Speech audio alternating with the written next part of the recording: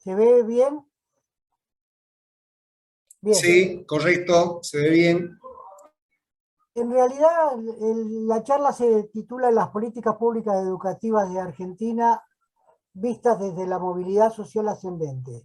Este es el concepto que he elegido para que sea un hilo conductor a lo largo de todas las charlas y para que les quede como herramienta de lectura metodológica de cualquier política educativa de la Argentina. Y también a mí me parece que este concepto de la movilidad social ascendente se puede aplicar a otras políticas públicas. Una lectura de las políticas públicas educativas requiere de un marco conceptual de referencia que sea compatible con la doctrina partidaria. La movilidad social ascendente es mi herramienta de trabajo. Según un viejo diccionario de sociología reimpreso por el Fondo de Cultura Económica ya por 1974, la movilidad social es el movimiento de personas de un grupo social a otro. Los cambios en estatus social se denominan verticales. La movilidad vertical es el movimiento de individuos o grupos enteros de un estrato social a otro, ascendiendo o descendiendo, define el mismo diccionario en la misma página. La movilidad social ascendente se ha roto en la Argentina desde los 70 si la medimos en términos de indicadores socioeconómicos y consecuentemente también se ha roto en la educación. Me parece que este anclaje en los 70 es importante porque además hay comprobaciones del crecimiento de los índices de pobreza desde los 70 en adelante en algunos sitios como el chequeado.com, que tiene una interesante estadística con relación a cómo ha crecido la pobreza a lo largo de determinadas presidencias. Y cómo inclusive con un mismo presidente se produjo una disminución de la pobreza y en su segundo mandato se produjo una caída estrepitosa de la movilidad social ascendente con ese indicador. La otra herramienta, la literatura política de los últimos años ha gastado ríos de tinta y gigas para definir la igualdad de oportunidades. Muchas veces el radicalismo ha participado de esas elaboraciones. Esto tiene que ver con ese debate ideológico que el Chato ha dejado planteado como que no se ha dado en el seno del partido y que en mi opinión debe ser recuperado. Y también tiene que ver con algo que le carcome la cabeza a José Antonio Artusi, porque he tenido la oportunidad de intercambiar en algún grupo de WhatsApp con los amigos de Entre Ríos algunas conceptualizaciones sobre este tema. Está vinculado con la vieja herramienta de la coordinadora de la contradicción fundamental. ¿La contradicción fundamental ha desaparecido o no ha desaparecido? La igualdad de oportunidades es el desideratum de las posturas doctrinarias del radicalismo o no. Es la búsqueda de la igualdad de oportunidades la que debe movilizar las construcciones de políticas socioeconómicas y educativas de la UCR.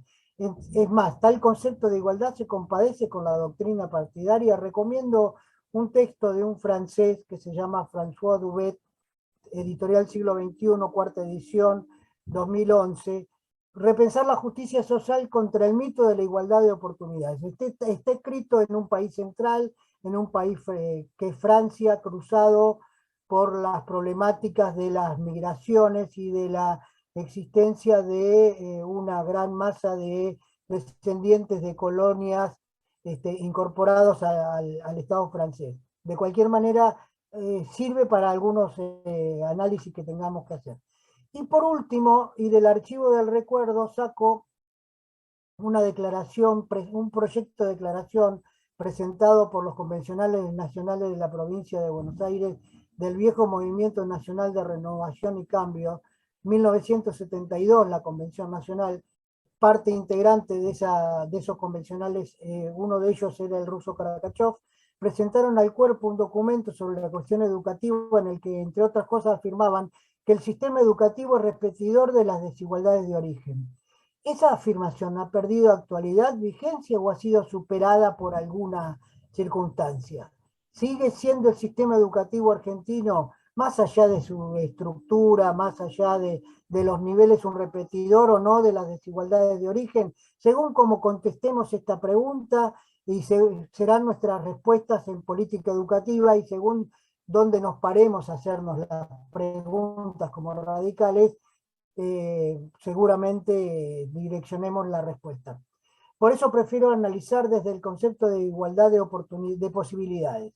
Enlazar estas consideraciones con la movilidad social descendente que la pospandemia agudizará en este tiempo histórico hacia nuestra responsabilidad militante. Seleccionar las herramientas doctrinarias y conceptuales requiere de una alta responsabilidad y coherencia, salvo que estemos de acuerdo con practicar el tacticaje del tanteo. Es decir, voy tanteando el terreno y voy para donde dicen las encuestas. Si tenemos una utopía para la sociedad, iremos en una dirección. Si nos alcanza con llegar, iremos en otra. Por eso interroguémonos con nosotros a la UCR. Ese llegar se puede asimilar a cualquiera de las vías a las que estamos acostumbrados en los últimos tiempos. Creo que hay ejemplos para tirar para arriba de esta cuestión. Ese marco conceptual y las herramientas deberán acompañarnos a lo largo de los análisis de los temas que abordaremos.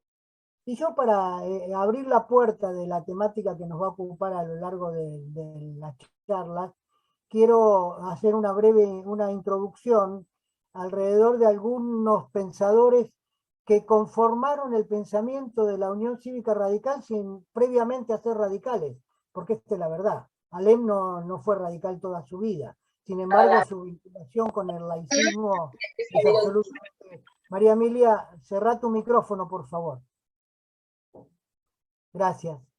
De cualquier manera, creo que esta es una cuestión si ustedes quieren, en el marco de mi formación profesional de abogado, es una cuestión de previo y especial pronunciamiento para entender por qué algunos conceptos son herencia doctrinaria del radicalismo y no fueron construidos desde el radicalismo como tal. Porque el radicalismo nace después de la Revolución del 90, después del mitin del Frontón Florida, y recién es radicalismo a partir de 1891. Así que y ocurrieron algunas cosas en el país antes de 1891 que marcan la impronta de ese radicalismo. Así que la primera pregunta que me parece que debemos formularnos es esta, para ponerla en cuestión. ¿La escuela pública argentina es laica? Porque todos reivindicamos el laicismo en el radicalismo, y lo damos por sentado. Sin embargo, si nosotros analizamos los textos legales vigentes y algunas cuestiones en las jurisdicciones provinciales, nos vamos a encontrar con que esta respuesta no es la que proyectamos nosotros desde nuestro compromiso con el laicismo. No siempre la respuesta coincide con la realidad de cada una de nuestras jurisdicciones provinciales y de las políticas educativas que en línea general se aplicaron. Entonces, me parece que para empezar a desbrozar este camino, lo importante es que definamos el laicismo y apelemos a una definición aséptica que es la de la Real Academia Española, doctrina que, en la medida que la Real Academia puede ser aséptica, doctrina que defiende la independencia del hombre o de la sociedad y más particularmente el Estado de toda influencia eclesiástica o religiosa. Yo tenía en mis manos un texto que se llama Acta de Nacimiento del Camino de la Reforma Universitaria en el Litoral, y había un grupo de hombres que impulsaron la creación de la Universidad Nacional aún antes de que se produjeran los acontecimientos del 18.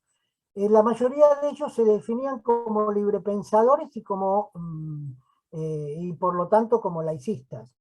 Me gustaría aportar la definición de el libre pensamiento. Según la misma fuente, es decir, según el diccionario de la Real Academia Española, el libre pensamiento es la doctrina que reclama para la razón individual independencia absoluta de todo criterio sobrenatural en materia religiosa.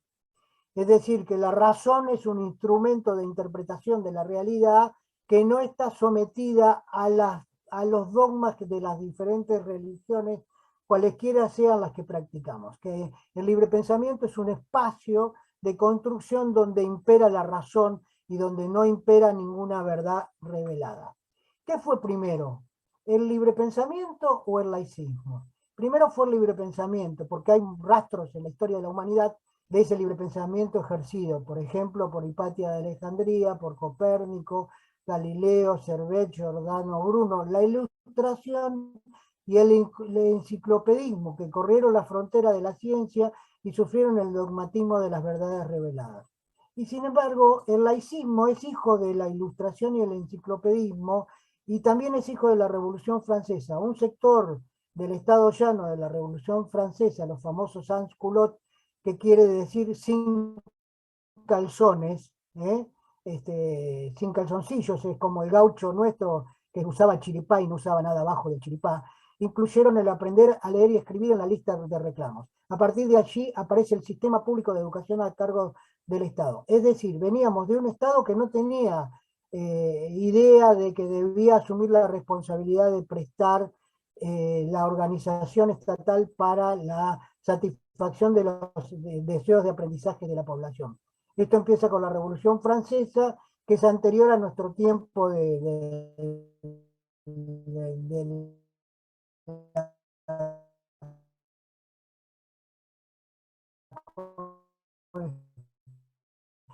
que coexiste ahora todo el proceso de la independencia. ¿Qué relación conceptual hay entre ese marco que vimos y las herramientas y el libre pensamiento y el laicismo? La doctrina radical es hija de ambos conceptos. Antes de ser radical, Alem fue libre pensador y trabajó por la vigencia de la ley 1420 junto a Sarmiento y muchos otros. Ambos dejaron como herencia el laicismo de esa ley y de muchas más.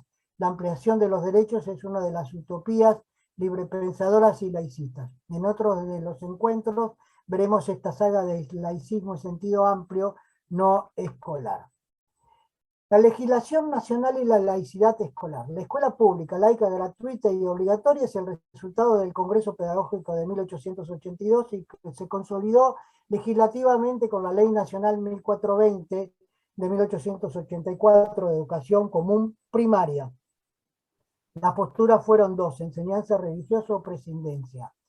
Con relación a esto de que yo hice énfasis en primaria, prácticamente los únicos colegios secundarios que existían eran los nacionales creados a partir de la presidencia de Mitre, precisamente en las capitales de provincia, con el objetivo de dotar a cada estado provincial de recursos humanos suficientes para el funcionamiento de la burocracia estatal de cada una de las provincias, que por otra parte en aquel tiempo histórico eran las 14 del Acuerdo de San Nicolás de los Arroyos, de 1852. No había provincias nuevas o territorios nacionales, ni siquiera existía la ley de territorios nacionales, que después tiene que ver con el sistema educativo a partir de otra legislación también fruto de ese tiempo histórico. Domingo Faustino Sarmiento y Leandro Alem, que estuvieron junto a muchos otros en la presidencia, en línea con el artículo 2 de la Constitución Nacional, fueron protagonistas principales de su puesta en vigencia que se concretó durante la primer presidencia de Roca. El golpe de 1930 y la revolución de 1943, como consecuencia de la restauración nacionalista católica que llega hasta la revolución de 1943 y se manifiesta con la dictadura de 1966 y se consolida luego con la última dictadura militar, el restablecimiento de la religión como contenido curricular prescripto se constituye en una muestra del retroceso operado. Y Salta es el mejor ejemplo. Salta terminó dilucidando su conflicto en la Suprema Corte de Justicia de la Nación y desconozco cuál es el estado de situación ahora con relación al cumplimiento del fallo de la Corte respecto de garantizar la presidencia religiosa.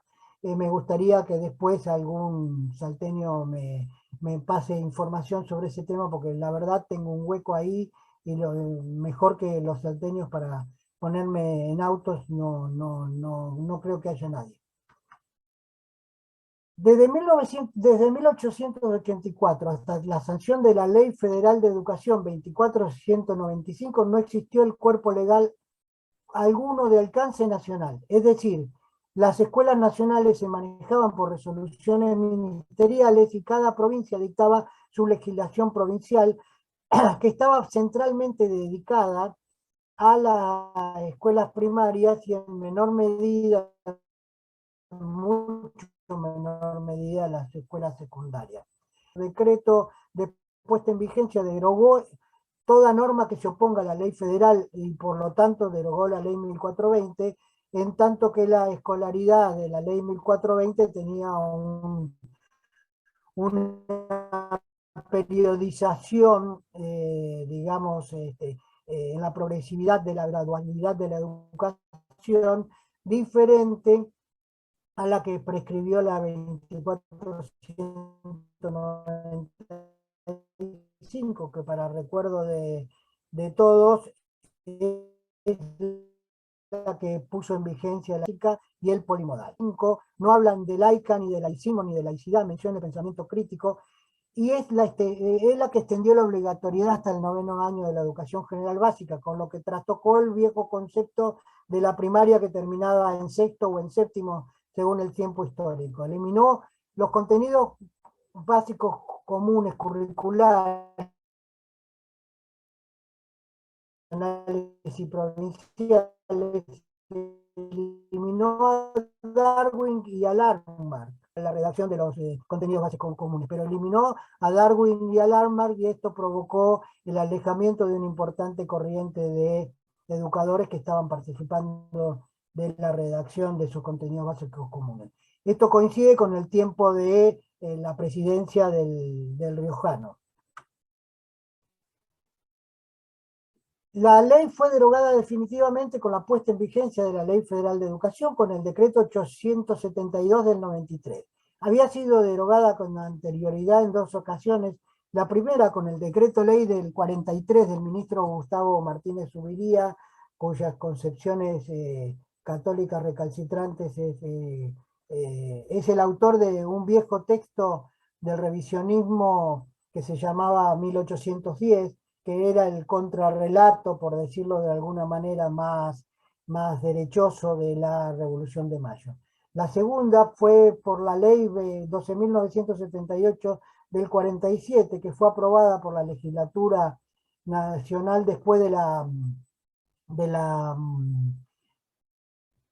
la elección de Perón como presidente, de la primer presidencia, y el Poder Ejecutivo Nacional intervino directamente, volvió la enseñanza religiosa, y yo tengo una anécdota de este tiempo histórico contada por quien fuera alumno en la provincia de Buenos Aires, y después fue ministro de Educación del gobierno de Alfonsín, Jorge Sabato, que en su Rojas natal, él era de Rojas, provincia de Buenos Aires, en su Rojas natal era sacado del aula cuando se dictaba religión, porque su familia no tenía ninguna religión, y iba a compartir el patio con la única judía de la escuela, por decirlo de clarito. Ahí hay un sitio web que se llama Trascartón, que establece los aniversarios de la sanción de la ley 1420 y la primera derogación, que como se está grabando queda a disposición de todos ustedes si alguno quiere rastrear esa información para quedarse tranquilo. La Ley Nacional de Educación 26.202 tampoco tiene en su contexto referencia alguna a la laicidad o al laicismo, menciona el pensamiento crítico. Su inmediato antecedente debe quedar constancia, la Ley 24.195 introdujo el eufemismo de escuela de gestión pública y de gestión privada. Ahí hay un interesante texto que se llama La transformación educativa, de Héctor Félix Bravo, que fue miembro del Consejo Asesor del segundo Congreso Pedagógico Nacional, que oculta de que el Estado no se meta donde el privado puede intervenir. Digamos, esta distinción entre gestión pública y gestión privada es un invento de esa etapa de la presidencia del riojano. La ausencia total de la voz laicidad en la legislación vigente habilita el avance de los sectores que persiguen utilizar la escuela pública para construir modos de pensar acríticos. También limita la búsqueda de justicia y el reclamo a las autoridades de aplicación, que son las jurisdicciones provinciales y de la Ciudad Autónoma de Buenos Aires. Diferencia de los servicios en la jurisdicción, en la República, escuelas nacionales, porque no se pueden considerar escuelas nacionales las que forman parte de la estructura académica de las universidades nacionales, que no todas tienen escuelas secundarias, no todas tienen escuelas secundarias. Entonces me parece que este es un dato para tener en cuenta. ¿Cuáles son las situaciones provinciales hoy? Salta la religión católica en las escuelas públicas con fondos públicos y docentes titulados en institutos privados, por supuesto, confesionales de una sola confesión religiosa. No es que haya un instituto de formación docente para delimitar la parte curricular de esto que sea afín con las ideas budistas. Pertenece a una sola confesión religiosa, y está claro cuál es la de Salta. Conflicto con padres que llega a la Suprema Corte de Justicia de la Nación.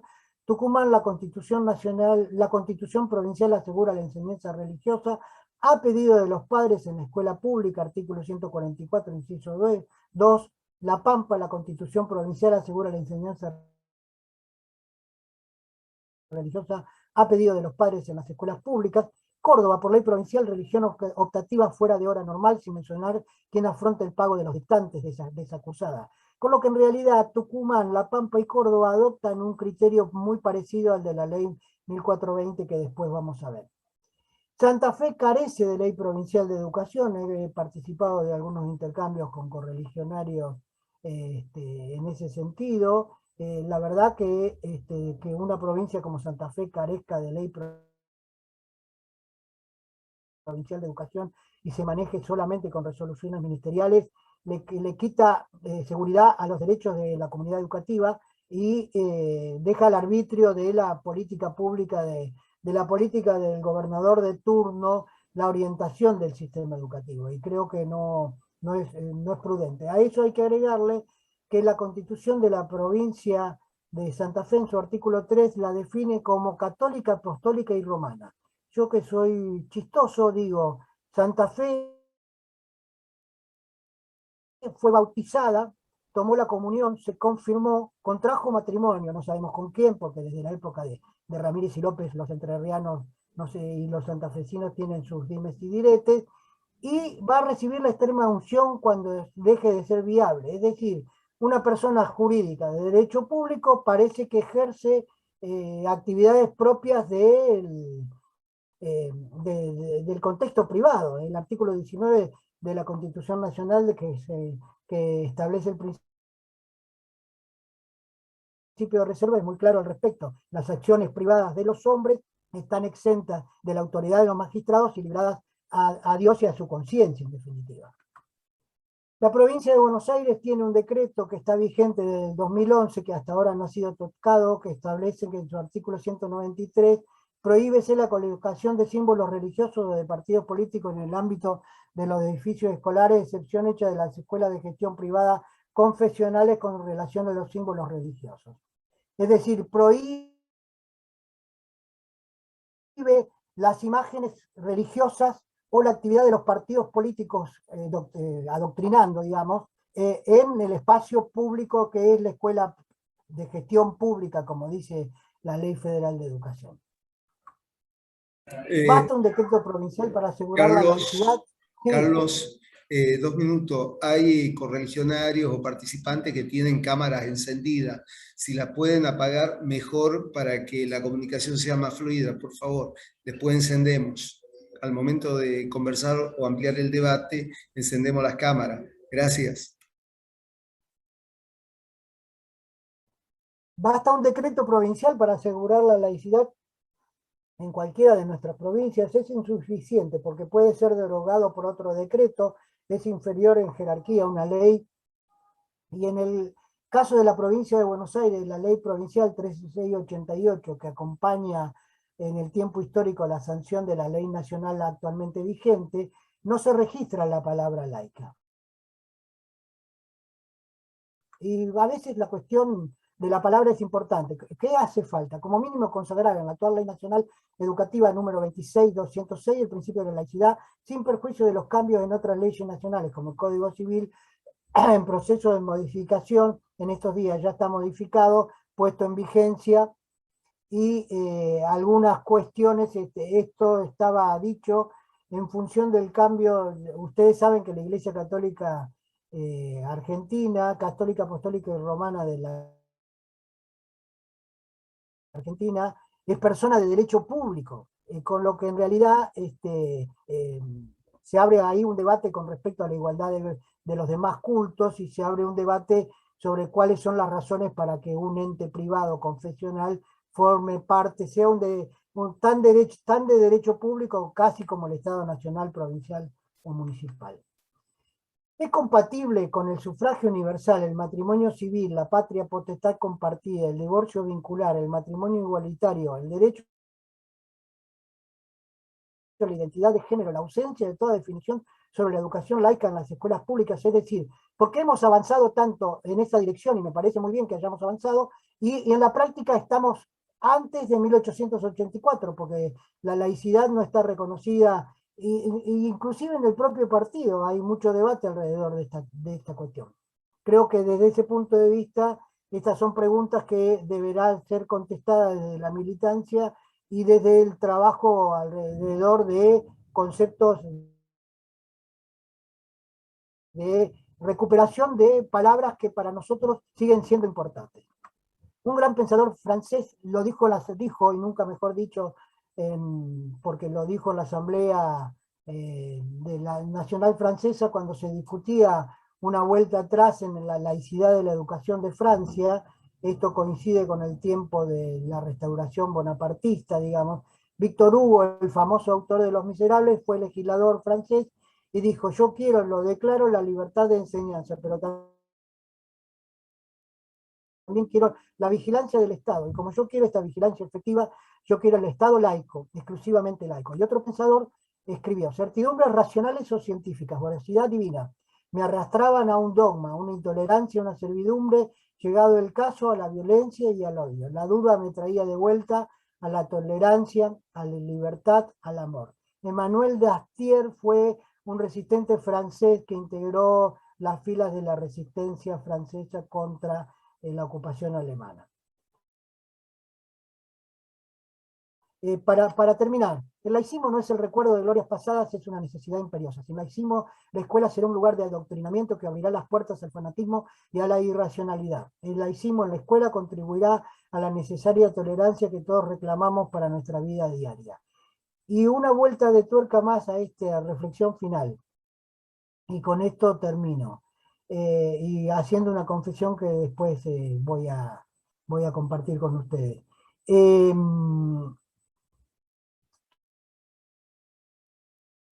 Quizás el laicismo no es solo una cuestión de presidencia religiosa a esta altura de los acontecimientos, sino que debería ser ampliado en su conceptualización para abarcar cualquier forma de fanatismo o de irracionalidad. Y aquí, cuando hablo de fanatismo y de irracionalidad, agrego las connotaciones de las políticas sectarias de algunos esquemas de pensamiento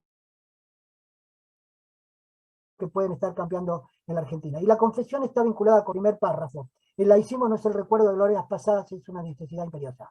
Esta es una mala copia, es una reformulación de una vieja frase que acuñó un viejo militante del Mura de Santa Fe, Raúl Copes, con relación a la reforma universitaria.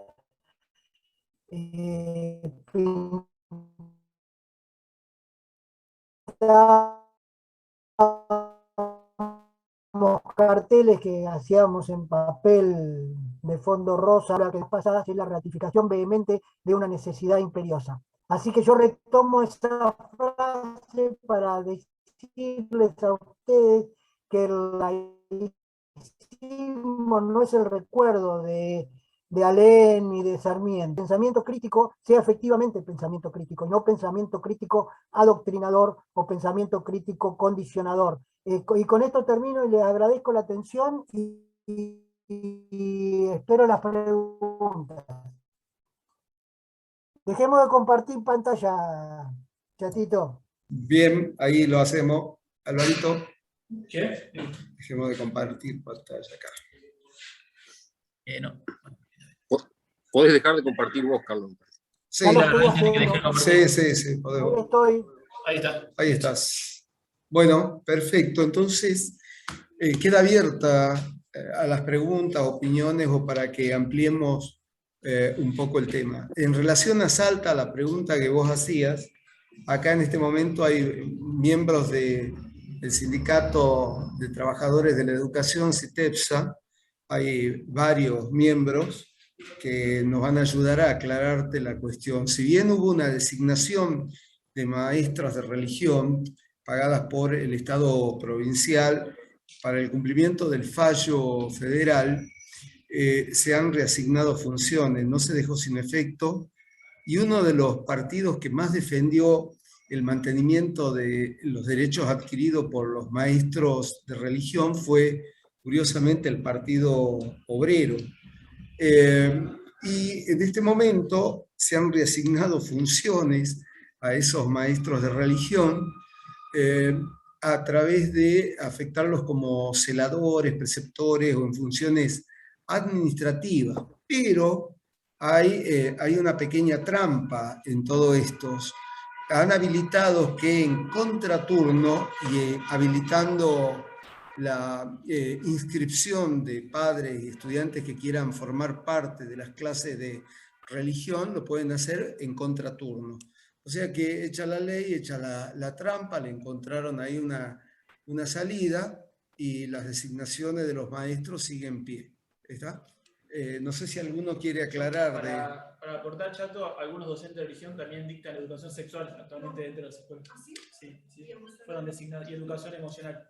Bien, el tema de la educación emocional fue parte del proyecto que trajo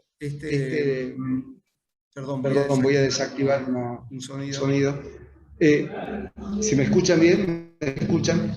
El gobierno provincial nuevo, a cargo del gobernador Gustavo Sáenz y del ministro Canepa, que es miembro activo del Opus Dei, incorporó al dictado en las escuelas educación emocional, que es una manera de encubrir también esta educación religiosa, así que parte de estas maestras están dando educación emocional. ¿Alguna aclaración? Sí, que parte de los contenidos de estas currículas de educación emocional se nombran como educación para el amor, y ahí bueno, vienen incluidas toda una serie de connotaciones sobre la sexualidad, sobre la moralidad y todo con tinte, la familia, etcétera, con tinte religioso, ¿no? O sea que en definitiva, a pesar del fallo de la Corte Suprema de Justicia, han encontrado la vuelta para seguir dictando desde el jardín de infantes los contenidos bajo esta carátula de educación emocional, y algunos desde la asignatura o los contenidos transversales de educación sexual, estos contenidos con esta connotación sumamente religiosa, ¿no? Bien, ahí está un poco aclarado. No sé si hay alguna otra pregunta en relación a Salta o alguna otra aclaración. Varios miembros del Sindicato de Trabajadores de la Educación de Salta. Bueno, queda abierto a las preguntas, al diálogo, a las aclaraciones. ¿Alguien va a hacer uso de la palabra?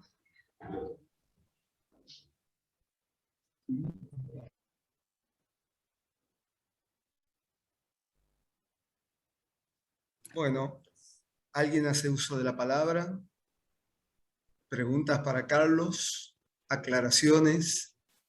Carlos, si querés aclarar algo más, ¿querés avanzar vos? No quiero aclarar nada más porque si no, capaz que oscurezco. En realidad me gustaría tener alguna devolución porque me parece que, digamos, yo soy un viejo maestro normal nacional de las últimas promociones antes que las viejas escuelas normales. Estoy hablando del tiempo en que todavía había secundarios nacionales que otorgaban título de maestro con 5 años de cursada de secundario, para que tengan una idea de mi antigüedad, pero me suena demasiado enciclopedista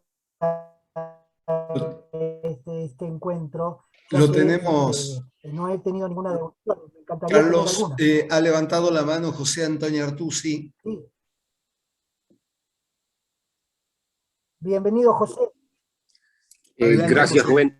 Gracias y felicitaciones por la iniciativa. y gracias, Carlos, por tus reflexiones, que no por conocidas de alguna manera, son siempre un estímulo a reflexionar y a intercambiar ideas. Me quedé pensando en eso que decías no encuentro dónde lo anoté, pero bueno, algo así como la herencia doctrinaria del radicalismo, ¿no? Particularmente en materia educativa. El radicalismo nace en un momento, vos bien dijiste, en 1891, no en el 90. Y hay un proto-radicalismo, o sea, hay un Alem antes del radicalismo,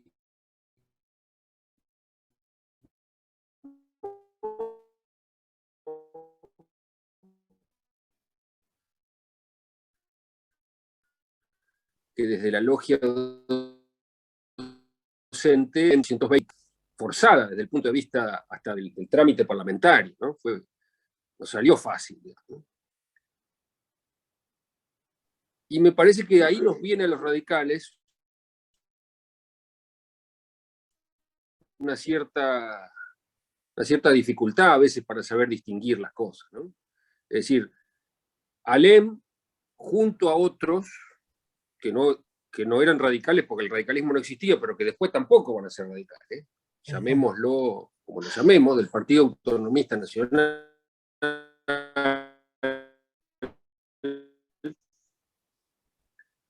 van a militar juntos por la sanción de la 1420,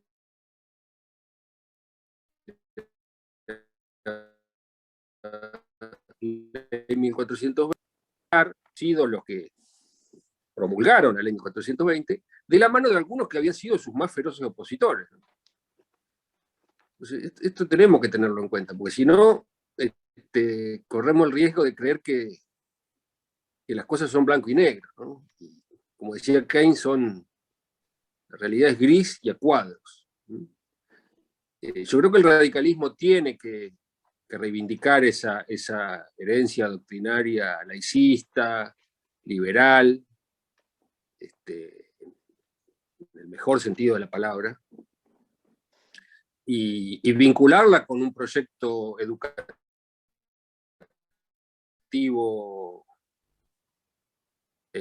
digamos, que sea realmente... Mirá, hoy me acordaba de vos, Carlos, porque en el rectorado en Entre Ríos hicimos una charla con Andrés Malamud y él hablaba de los valores del radicalismo y mencionaba casualmente del año pasado la educación y, bueno, cierto internacionalismo, cierta apertura al mundo, ¿no? Y entonces la pregunta concreta sería, estoy hablando demasiado, la pregunta concreta sería, ¿cómo ves vos esta cuestión, ¿no? De cómo el radicalismo fue procesando estas identidades, estas herencias doctrinarias,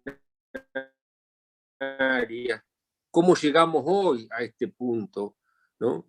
¿Cómo pensar hoy la educación pública, laica, gratuita y obligatoria de la mano de esa herencia y de ese pasado y de esa historia, pero pensando en el futuro?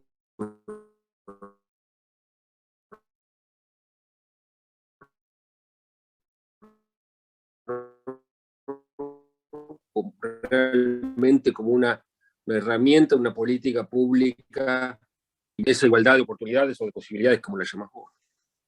Sí, José Antonio, yo te agradezco el recuerdo, pero como se dice ahora, casi spoileaste la clase próxima, la charla próxima, pero de cualquier manera, cuando analicemos la... Perdón. No, tranquilo, cuando analicen, claro, que había gente de todos lados, de todas las corrientes de pensamientos posteriores, que después los partidos políticos de 1420. Y esto no es un dato menor, no existía el socialismo, no existía el radicalismo, no existían los conservadores como tales. El partido conservador no fue creado. Pellegrini todavía no tenía el papel que tuvo como armador de lo más lúcido del conservadorismo de el tiempo. Me parece que, es decir, Alem no es radical hasta 1891, Y Lenin es tan libre pensador que se suicida. Es decir, un suicidio en aquel tiempo histórico era una bofetada al statu quo de la sociedad. Más allá de las razones por las cuales nunca dilucidadas ni nunca dilucidables, de las razones por las cuales don Leandro se pegó el tiro. Pero creo que es verdad que lo que vos decís en cuanto a que hay protagonistas que después juegan papeles totalmente diferenciados. A mí me parece que hay un antes y un después de tres cuestiones centrales para la historia de la Argentina. La ley 1420, la ley de matrimonio civil y la ley de sufragio universal, masculino. Porque las primeras mujeres votaron recién en 1921 en la provincia de San Juan, que era gobernada en aquel tiempo por Cantoni. Hasta entonces no había voto femenino en ninguna jurisdicción provincial de las provincias existentes, ni por supuesto en la nacional, que solo se legaliza en 1952 con la primera votación del padrón femenino. Pero, a ver, a mí me parece que es muy difícil imaginar que el sistema educativo pueda resolver per se el concepto de la movilidad social ascendente. Porque el sistema educativo lo que da son herramientas para intervenir en la realidad. Y si la realidad no es favorable, difícilmente la movilidad social ascendente funcione porque el pibe esté en la escuela. Porque en realidad sale de la escuela y vuelve a un lugar o crece en un lugar, en un entorno que no se caracteriza por brindarle muchas oportunidades de desarrollo.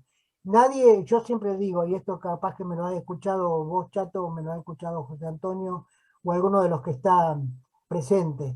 ¿Quién escribe Mi hijo el doctor hoy? ¿Quién se anima a escribir Mi hijo el doctor hoy? Mi hijo el doctor se escribió en un tiempo histórico determinado que coincide con la reforma universitaria del 18 y graba en el amplio paraguas protector o no protector de la generación del 80 a un sinfín de ideas de un país que estaba en construcción, que no tenía ni siquiera hace 100 años todavía. El ofrecer centenarios, yo suelo hablar, y lo van a ver en alguna de las otras charlas, de las presidencias fundacionales, que son lo que hicieron la infraestructura, los trenes, las ciudades, la circulación, los puertos, esas presidencias previas a esta discusión de la ley 1420. Si ustedes quieren, la generación del 80 fue marxista, porque sentó la base de la infraestructura primero y después generó la superestructura. ¿Cuál es la superestructura? En términos tradicionales de los viejos teóricos. La educación, la cultura, el proceso de conversión que significó la escuela pública de todos los inmigrantes, de todos nuestros abuelos, bisabuelos, que bajaron de los barcos, como dijo el presidente, que se instalaron en un país que no tenía, al que venían con su propia identidad. Es muy interesante ver cómo esa realidad de la inmigración incide en la ley 1420 e incide en la ley de matrimonio civil, al dictado de la ley nacional, porque tenían conflictos en su propio territorio provincial con la inmigración. Entonces, Entre Ríos. Perdón. ¿Quién? Sí. José, ¿querías hacer uso de la palabra? Y Santa Fe también. ¿Y cómo se llama? Oroño, exacto. Francés, Oroño, español seguro. No sé si gallego o qué, pero no era vasco, eso seguro. De cualquier manera, aunque podría ser. ¿Se refieren a Nicanor? Sí. De cualquier manera, lo que quiero decir es que es muy difícil que el sistema educativo pueda resolver lo que la sociedad no resuelve. Y creo que ese es el punto crucial sobre el cual hay que pararse. Es decir, si la sociedad no ofrece posibilidades y oportunidades, el sistema educativo hace como que las ofrece, pero en realidad consuma lo que yo he en algún texto, fraude educativo. Le damos un papel a los que vienen de la secundaria como que supieran ante ellos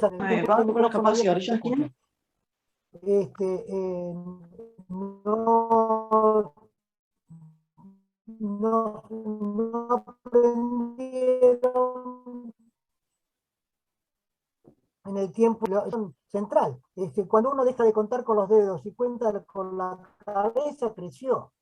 Si sigue contando con los dedos, el pago del salario de mozo, y a tener espíritu crítico y tener capacidad de análisis, capacidad de abstracción y separar las cosas, los hechos de las interpretaciones, ¿no? Me parece que es un tema complejo este. Y si nosotros agregamos que para mí la fecha de la pérdida de la movilidad social ascendente de los 70 para acá, nosotros tenemos una parte importante de nuestra población estudiantil que está por debajo de la línea de necesidades básicas satisfechas razonablemente, y eso impacta sobre el sistema educativo, sin ninguna duda. Entonces, el camino ha sido digamos, hacernos creer que todos sabemos. Los diseños curriculares y las expectativas de logro de los 90 son un indicador de eso. Los métodos de evaluación también son un indicador de eso. Creo que hay que leerlo holísticamente al sistema, como una totalidad, y creo que nos falta eso. A veces nos quedamos en la legislación, a veces nos quedamos en los contenidos, a veces nos quedamos en las técnicas pedagógicas de lo que se llama la transposición didáctica. Y además hemos perdido la disciplina, porque las disciplinas científicas se han perdido en el marco de la Ley Federal de Educación y su impacto sobre la formación docente de grado. Los espacios de lo sociopolítico, los espacios de la metodología, atentan contra el saber específico de cada materia. Entonces, esto también le quita herramientas al docente a la hora de estar parado delante de un pibe que demanda cada vez más, que tiene más acceso a información. Y ahí hay un cruce, por eso es complejo. Pero dejemos que el tiempo conteste la pregunta y que el curso siga avanzando, José. Gracias. Gracias. ¿Alguien va a hacer uso de la palabra? Está abierto el uso de la palabra. Adrián. Bueno, buenas noches a todos. Primero, un gusto, Carlos, conocerlo. Le agradezco su charla. Me llevo muchas ideas para reflexionar. Y bueno, y qué importante en estos tiempos volver a hablar de lo que sería la escuela laica.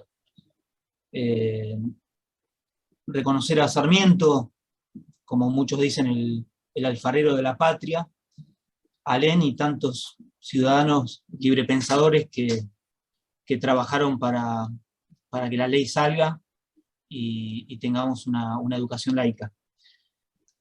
Bueno, ya les agradezco por la invitación a este espacio y me llevo muchas ideas para reflexionar. Gracias. Gracias, Adrián. Está abierto el uso de la palabra. Jaramillo, Raquel, ¿habías pedido la palabra, Raquel Jaramillo? Sí, muchas gracias. Buenas tardes a todos. Primero que nada, pedir disculpas porque suelo tener algunos chistes y más con el micrófono abierto, así que perdón. Y bueno, profesor Carlos Sebey, quiero decirle que fue un gusto poderlo escuchar. La verdad que todo el material que nos brindó en la primera clase es muy necesaria y útil para poder incorporarla dentro de lo que uno tiene ya establecido en cuanto al partido, pero agradecerle, ¿no? Sobre todo de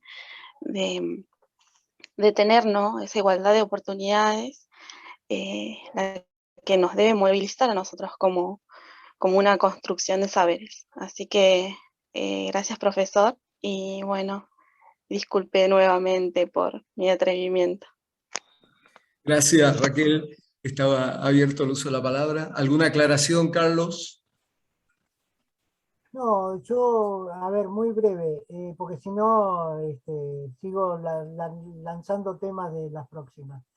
A mí me parece que este tiempo histórico al que hacemos referencia, yo creo que el radicalismo es heredero de esa conceptualización de la movilidad social ascendente, que es una nueva manera, es un modo nuevo de decir algunas cosas viejas, digamos. Es como el el vino nuevo en odres viejas, pero hay que tener cuidado para revitalizar las odres, y creo que desde ese punto de vista estamos todos colocados frente a un desafío muy importante, porque algunas de las preguntas que hemos intentado dejar están vinculadas con la identidad del radicalismo y con los compromisos políticos expresados en actos que el radicalismo debe concretar. Creo que esta es una cuestión central.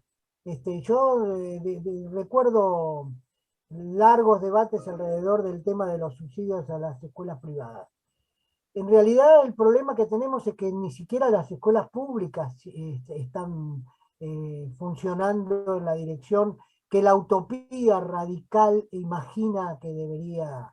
Y esto es una cosa que a mí me parece muy importante, deberían funcionar. ¿Hay una utopía radical o solo nos quedamos con una lectura facilista de las efectividades conducentes, diría don Hipólito? Yo creo que una lectura facilista de las efectividades conducentes se expresan en muchas de las decisiones que hemos tomado. Es decir, yo tengo presente algunas declaraciones de algunos funcionarios del gobierno que contribuimos a construir, que pusieron en duda la laicidad, ¿no? Y me parece que este es un tema que debe colocarse en el debe del radicalismo, porque en realidad, no porque se la digan, no porque se digan, porque cada uno puede pensar como realmente quiere hacerlo, sino que el silencio del partido condona contenidos que el partido como tal no debería compartir. Esto me hace acordar, yo fui convencional nacional cuando se discutió la plataforma del 83,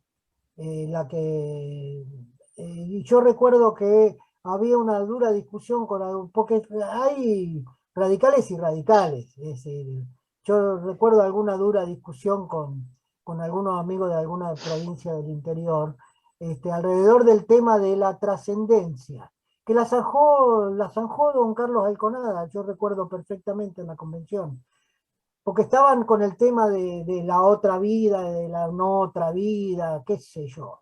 Y don Carlos fue claro, pongamos la trascendencia de cada uno de nosotros. Cada uno trasciende según su propia decisión, no trasciende según su religión. Yo no tengo ninguna duda que cada uno de nosotros trascendemos por nuestros actos. Y el radicalismo debe hacer coincidir sus dichos con sus hechos. Y creo que lo que le falta es clarificar el contenido ideológico para que sus dichos y sus hechos sean coincidentes. Y creo que esa es la tarea que tenemos delante. Sí, a nosotros nos parece muy importante recuperar el debate sobre el sistema educativo argentino, reiterando lo que señalamos hace rato, que los radicales no discutimos en serio esto, e inclusive en el 83, me acuerdo de los cuadernillos que por allí emitía el Ministerio de Educación, etcétera, etcétera, y buscábamos una vía progresista, que hoy me causa gracia cuando encontramos cierto progresismo en Jean Piaget, y mucha de la documentación que nosotros discutíamos estaba marcado por lo que recuperábamos de Jean Piaget. a la luz de los años que han pasado, bueno, y la crisis que arrasó al gobierno de Alfonsín, el shock de los 90, etcétera, etcétera, paralizó bastante este debate dentro del partido. Y afectó no solamente la discusión en lo que era la educación primaria, secundaria, los niveles tradicionales, sino también arrasó con el debate en torno a lo que íbamos a entender por reforma universitaria. Hoy hay una dispersión muy fuerte, hay documentos que han sido emitidos donde damos curso y damos cierto aval a una transformación del sistema universitario donde parece que no podemos hacer pie en el debate. Los convenios colectivos, las paritarias, etcétera, etcétera, han hecho tabla rasa con la importancia que nosotros dábamos a los concursos docentes, la estabilidad. Bueno, el problema de la estabilidad lo trae justamente el tema de las paritarias y del convenio colectivo. Entonces, así como esto nos dio de lleno en la línea de flotación en torno a un proyecto sobre la universidad y la importancia que tuvo la reforma universitaria en esto que vos también señalabas, que era cómo acompañaba la universidad esta situación de ascenso social de una Argentina que tenía un fuerte impulso en torno a habilitar la educación superior también a las clases sociales subalternas, etcétera, etcétera. Bueno, este taller y los que van a venir hacia adelante, estamos preparando una agenda bastante intensa, donde inclusive entra esta otra propuesta que Carlos hacía referencia de poder trabajar de forma comparativa el primer Congreso Pedagógico Nacional con el segundo Congreso Pedagógico Nacional. Acá está presente en otra de las habitaciones del comité Bernardo Solá Hijo, y todos saben la importancia de lo que implicó la figura de Bernardo Solá Padre en el desarrollo del segundo Congreso Pedagógico Nacional. Entonces, me parece que hay el radicalismo a lo largo de estos 130 y pico años de vida histórica, ha ido forjando un discurso, pero creo que hemos perdido el ritmo del debate político y que no estamos de alguna manera acompañando el proceso de transformación que requiere y que lo proyectemos esto en acciones parlamentarias muy concretas. Hemos ido incorporando a lo largo de todo este tiempo en nuestro discurso elementos que son contradictorios a lo que históricamente alguna vez hemos planteado, y es necesario que tengamos un proceso de autocrítica, no de flagelamiento, autocrítica para poder dar curso al debate que necesitamos para adelante. Bueno, está abierto el uso de la palabra y si no, vamos generando una síntesis. Hay una pregunta en el chat de Melina Betzel que yo le pediría que la amplíe, que dice textualmente: ¿qué cree usted de la frase los valores que se enseñan dentro de la escuela deben ir en contrapelo a los valores de la sociedad, dentro del marco de las escuelas en barrios vulnerables? Me gustaría si Melina puede aclarar un poco el contexto de su pregunta, porque no querría errarle al vizcachazo en la respuesta. Adelante, por favor.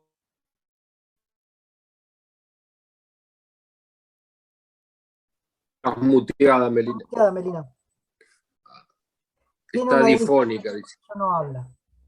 Acaba de escribir. Bueno, yo a riesgo de malentender la pregunta, que pareciera ser parte de un texto más amplio.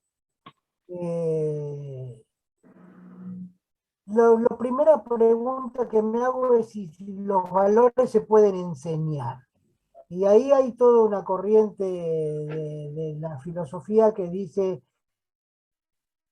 que los valores son declaraciones y que las virtudes...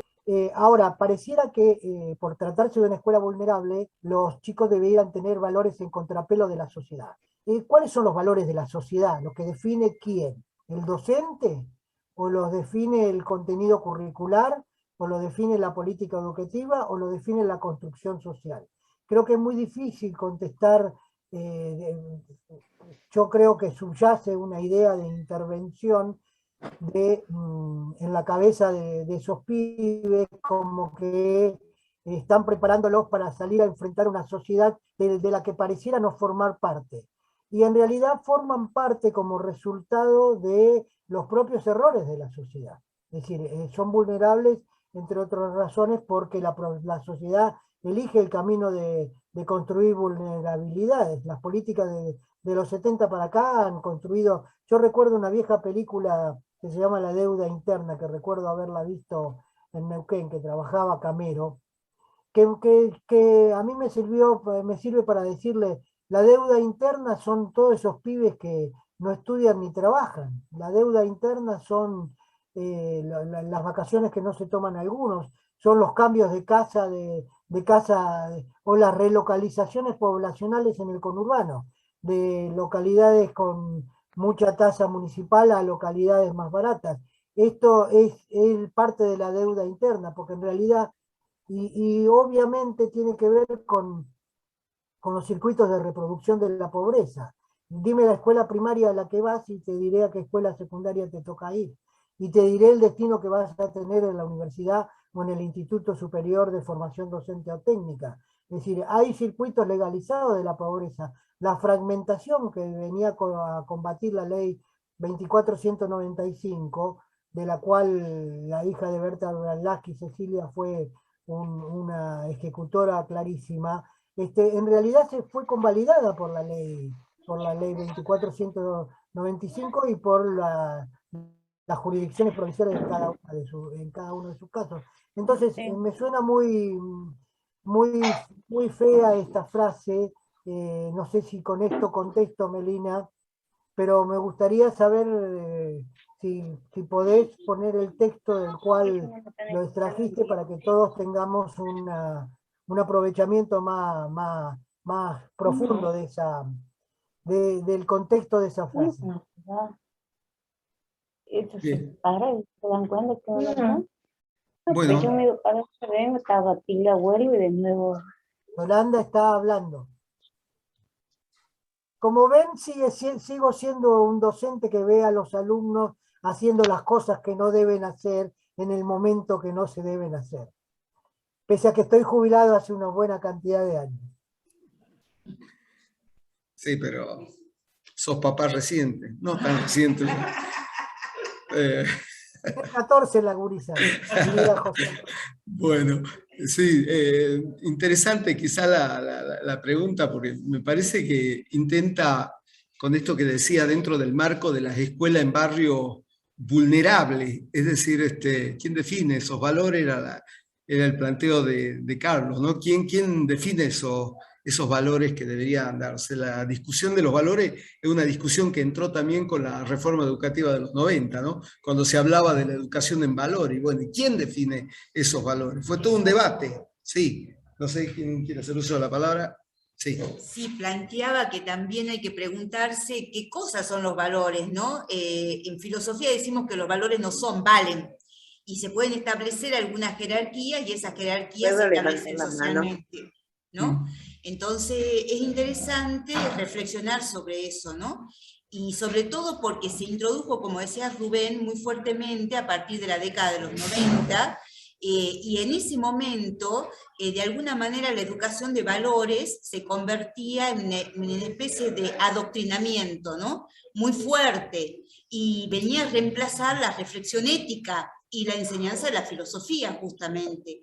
Así que, bueno, creo que sobre todo estas cuestiones es importante repensar, reflexionar. En la línea de lo que dice Marta, yo quiero recordar a los que tienen algunos años más del auditorio, que tienen algunos años más y pasaron los 90, que hay un autor español que se llama César Coll, que hablaba del currículum oculto. Y en realidad el currículum oculto significa que la escuela dice, los diseños curriculares dicen enseñar una cosa, pero en realidad terminan enseñando otra. Es decir, no es solamente que el maestro cierra la puerta, es que todo el sistema en su conjunto se convierte en una herramienta que oculta detrás de contenidos presuntamente progresistas, presuntamente valiosos, un contenido repetidor de las desigualdades, porque eso es la fragmentación del sistema. Y te aclara que la frase fue hace mucho en un congreso una frase del expositor, ¿no? Creo que lo estamos bien. ¿Alguna otra acotación, aclaración, pregunta para que podamos avanzar en el debate, en la conversación con Carlos?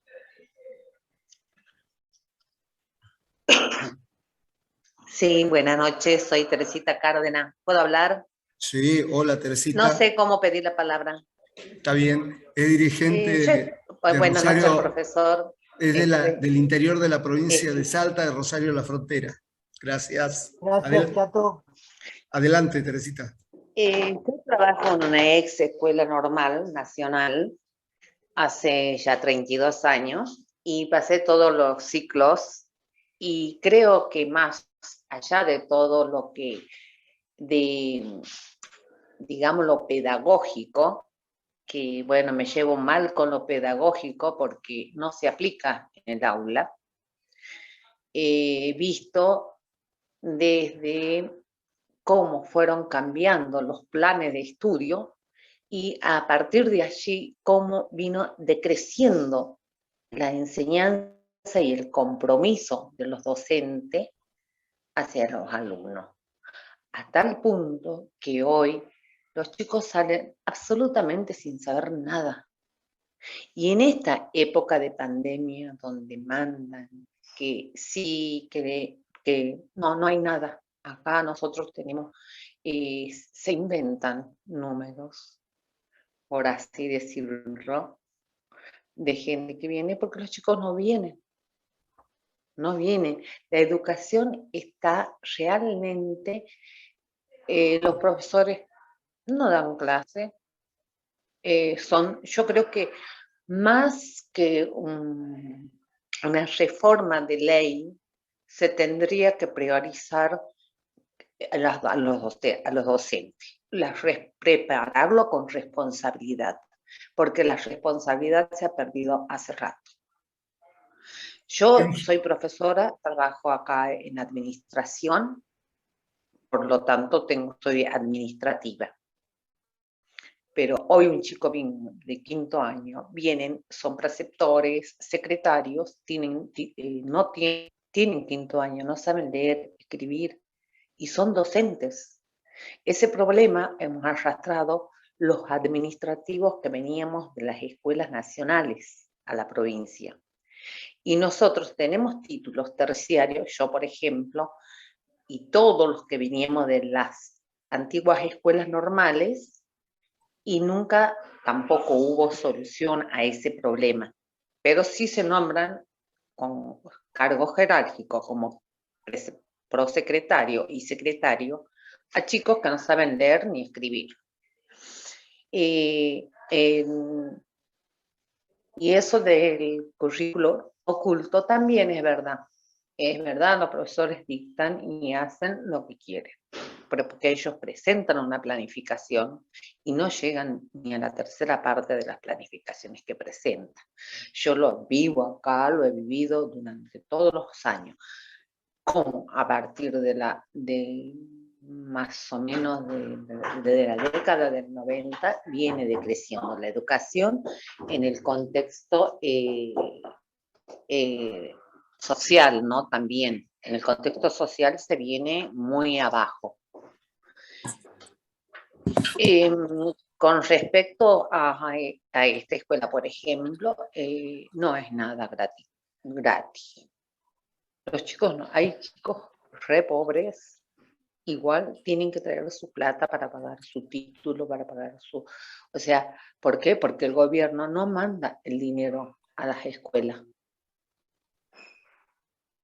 Entonces, eso, o sea, mucha teoría, pienso yo que hay, y hay poca práctica muy poca bajada a lo que es el ámbito escolar. Bueno, ese era lo único que quería decir yo. Bueno, hay algunos Gracias. comentarios. No, gracias a vos, Teresita. Hay algunos comentarios, Carlos, en el chat. No sé si lo estás leyendo.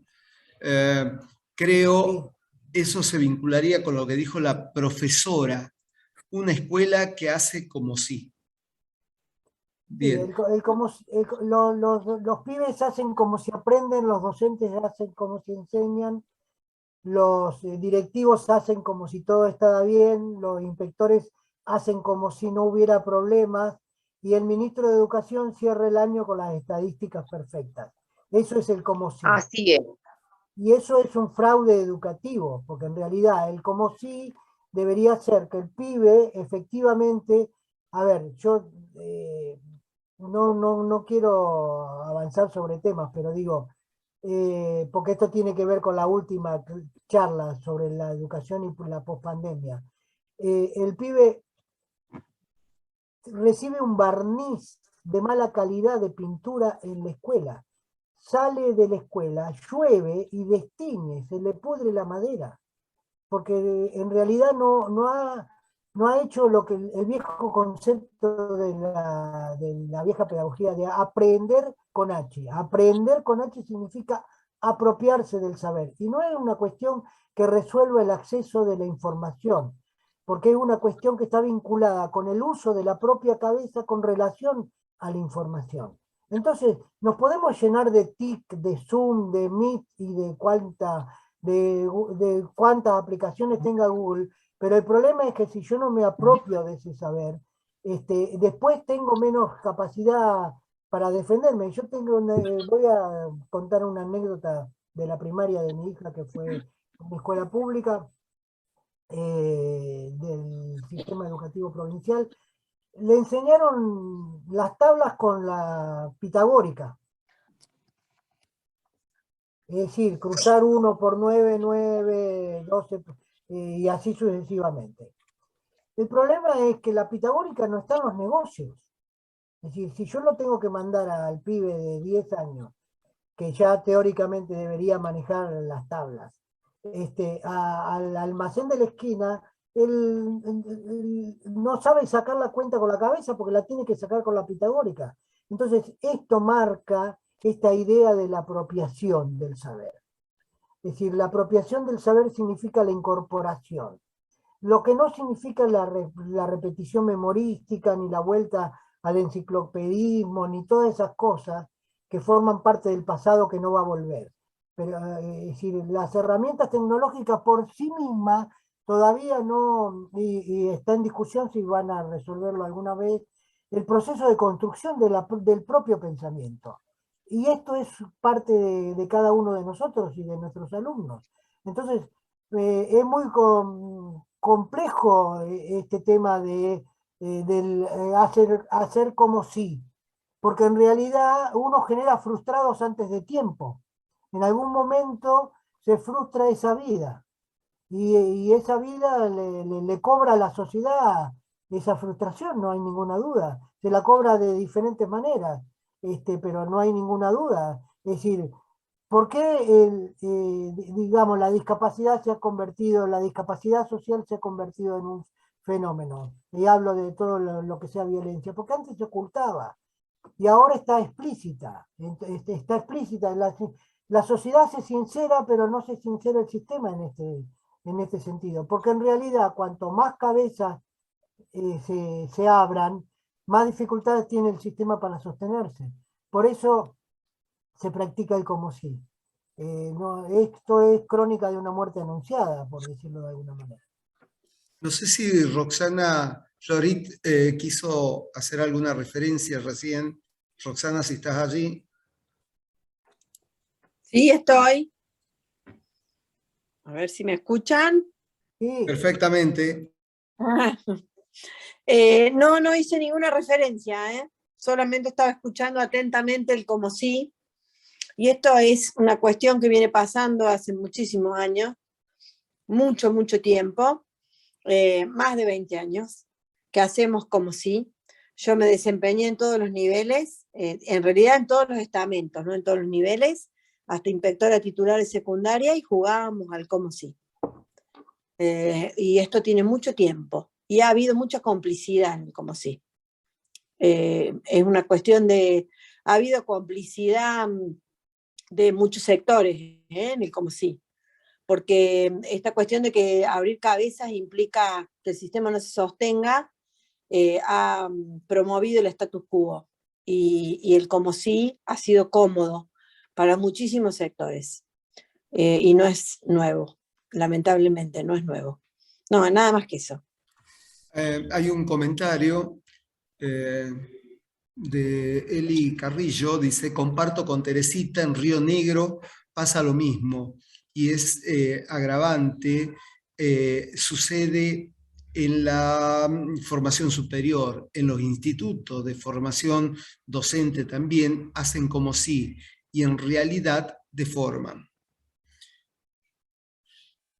Me parece que queda pendiente, en la medida que avancemos con los talleres, Carlos, siempre se pensó que un sistema educativo acompaña un modelo de desarrollo social, de desarrollo económico y social. La pregunta es, frente a la carencia de un modelo de desarrollo económico social, si esto también no acompaña la crisis del sistema educativo, esta falta de dirección que deberíamos tener, aunque tampoco creo en los pensamientos iluminados que definen una dirección y que la sociedad se va a acomodar a ese desarrollo. Yo creo que hay una relación dialéctica en la construcción de ese modelo y el acompañamiento que tiene que tener el debate en el sistema educativo, lo que le da cierta complejidad, pero al mismo tiempo vuelvo sobre esta idea de que en el radicalismo, en un momento determinado, también se perdió la dirección que queríamos darle a ese desarrollo económico-social, nos quedamos con esa historia dentro de un proceso ascendente social, y creo que parte de nuestra crisis también en nuestro programa educativo tiene que ver que hemos perdido claridad también en lo que queremos hacer hacia adelante con el desarrollo económico-social del país, ¿no?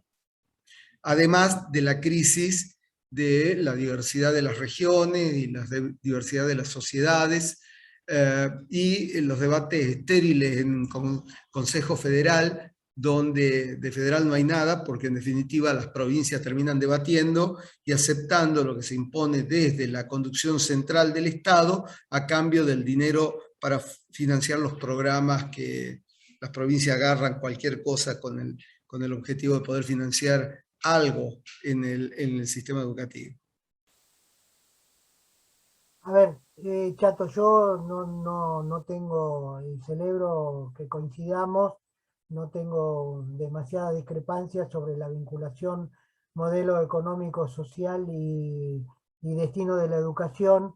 Creo que la diferencia, digamos, el pasado enseña que la Argentina de aquel tiempo, más allá de los contenidos de exclusión social y de toda la discusión de la ausencia de políticas sociales propias a posteriori de la generación del 80, no hay ninguna duda que era un modelo que, si lo podemos decir en términos criollos, era de vacas gordas.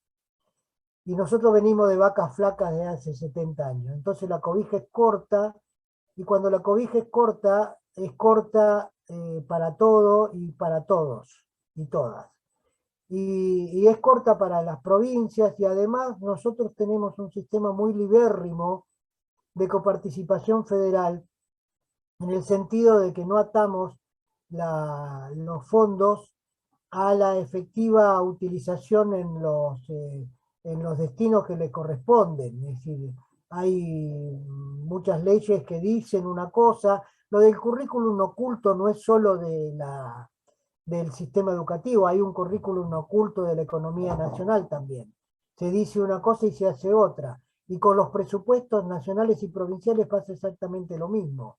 Es decir, la afectación de recursos y el desvío de fondos a otras finalidades no tiene ninguna sanción, ni siquiera política ni técnico-administrativa. Todos nuestros tribunales de cuenta, por decirlo cortando ancho, los provinciales o los locales atrasan. En la provincia de Buenos Aires solo se ocupan del recorrido formal de los expedientes de inversión, no se ocupan de los valores. Y si no te ocupas de los valores, es como que yo te doy plata para hacer capacitación docente y yo la pongo en recursos generales de la provincia o en recursos salariales de la provincia y no en capacitación. Y entonces no hay capacitación posible, por más que la nación asegure el fondo, ¿no? Creo que desde ese punto de vista, creo que todos los partidos políticos, y en particular el nuestro, deberían tener una postura clara para poder garantizar ese tipo de mecanismos, que por otra parte hoy con todos los recursos tecnológicos que están dando vuelta, no es tan difícil de hacer, porque el seguimiento del dinero lo hace Google con nuestra información. Así que seguramente se podría hacer claramente cuánto dinero se transfiere de la jurisdicción nacional a cada jurisdicción provincial o la ciudad autónoma y ver si efectivamente se gasta. Porque lo único que hay que arrastrar es las cuentas donde se deposita. Carlos, hay una opinión de Roxana de orden metodológico que me parece interesante. Ella señala, es necesario un profundo debate y acordar algunos puntos, y no tantos puntos, pocos, que se puedan sostener y lograr. Me parece interesante porque da algún elemento a cómo deberíamos organizar el debate, ¿no? Me parece un buen aporte. Bueno. Porque las viejas plataformas eran larguísimas. Sí. Después la cortaron tanto que desaparecieron. No, ahora, ¿a quién le interesa? ¿Quién lee algo? Te dice. Es importante tener buena pinta para aparecer en los spots publicitarios. ¿Para qué vamos a leer o vamos a discutir plataformas electorales? Los partidos están fuera de moda. Bueno, no sé, vamos redondeando para que podamos, se han ido desconectando algunos correligionarios, algunos participantes, algunos pidiendo disculpas porque tenían que entrar a clase, es decir, hay un esfuerzo interesante y yo realmente valoro y agradezco a los que han participado. Hemos estado cerca de 51, 52 participantes, tanto presencial acá en el partido como en el Zoom. Así que si queremos redondear algo y para quedarnos con algunos elementos de reflexión, apenas tengamos esta grabación, la hacemos circular en los que han participado para refrescar, recuperar los datos que Carlos nos presentó a través de los Power y al mismo tiempo dejar algunos elementos para el próximo encuentro. ¿Les parece, Carlos? Sí, el próximo encuentro vamos a empezar con la Revolución de Mayo hasta la Reforma del 18, así que vamos a transitar con más detalle todo el periodo de la Ley 1420 y vamos a detenernos particularmente en la Ley 1420 y en algunas conceptualizaciones tanto con relación a su génesis y su vinculación con esas otras dos leyes que yo referencié, que me parece que marcan un tiempo histórico, la culminación de un proceso de construcción, por decirlo de alguna manera, de la superestructura legal de la Argentina en materia de relaciones sociales. La escuela, los grupos familiares, y la relación de la ciudadanía con el Estado. Creo que ese trípode es fundamental y es fundacional. Y bueno, no vamos a hablar de la reforma, vamos a cortar justito ahí para dedicarle a la reforma algún tiempo de reflexión más. Yo suelo decir que no soy un todólogo, solo soy un viejo maestro normal nacional comprometido con el laicismo y Sarmiento y Alem, y no tengo respuestas pedagógicas porque mi formación, pese a las capacitaciones posteriores, no es la de un egresado de la universidad. De cualquier manera, para ser todólogos, como algunos, prefiero no ser todólogo, porque creo que mucho mal le han hecho los todólogos al sistema educativo, pero eso será parte de la otra charla. Hay una larga reflexión de una amiga de Río Graciela Negro, Moreno. Graciela Moreno, que me parece interesante que la lean todos en el chat, porque marca un poco esta preocupación que se nota de los padres, ¿no? Es decir, los padres notan que hay una disociación entre lo que ellos persiguen construir en sus casas con relación a lo que construye la escuela. Y creo que desde ese punto de vista, en realidad esto tiene que ver con un fenómeno social mucho más amplio que Aldo Ioanni supo resumir en un texto muy breve que se llama anomia. ¿La Argentina es anómica o no? ¿El radicalismo de última es anómico o no? ¿El peronismo es anómico o no? ¿Nuestra vida cotidiana es anómica o no? Y eso vinculado con los valores está ahí pegadito, está muy pegado. Y creo que desde ese punto de vista el conjunto de la sociedad es el que tiene... La escuela no va a recuperar el lugar en la medida en que la sociedad no lo vuelva a poner. Si la escuela solo es depósito de pibes, contenedor de inclusión, y no hay destino, porque entonces el pibe vuelve a la casa y la casa va por un lado y la escuela va por el otro. Y me parece que ahí tenemos un problema serio. Totalmente de acuerdo. Bueno, vamos terminando entonces este encuentro y pronto comunicamos el próximo taller con los temas que propone Carlos. Quiero comentarles que en forma simultánea desde el Comité Capital estamos por comenzar en el mes de noviembre una serie de talleres vinculados justamente al debate dentro del radicalismo sobre política económica y desarrollo social, que nos parece importante. Se está configurando una agenda bastante interesante de economistas, sociólogos que van a participar de este debate y que ya le vamos a comunicar. Bueno, Carlos y amigos de todo el país, del interior de la provincia, de Salta Capital, ha sido realmente muy interesante. Sabemos que esto tiene una ventaja y una desventaja. Los que somos y hacemos política hace mucho tiempo nos gusta cara a cara, sentirnos, vernos, ver los gestos, participar con efervescencia del debate, eso nos encanta, y esto al mismo tiempo es una ventaja, porque cuando de lugares tan diversos y de regiones y situaciones tan diversas podríamos habernos encontrado, y bueno, la ventaja del Zoom, de aprovechar estas herramientas virtuales, permiten por lo menos tener esta situación de que hay preocupación, que hay colegas, que hay correligionarios que están con los mismos problemas y los mismos debates que tenemos en Salta. Así que bueno, aprovechemos las ventajas, desventajas del sistema de pandemia, y un abrazo fraternal que atraviese el país, las regiones, las provincias, y que nos podamos volver a encontrar.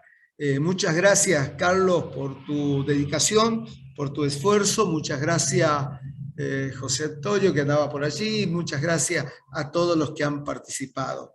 Nos vemos en el próximo encuentro. ¿Sí? Gracias.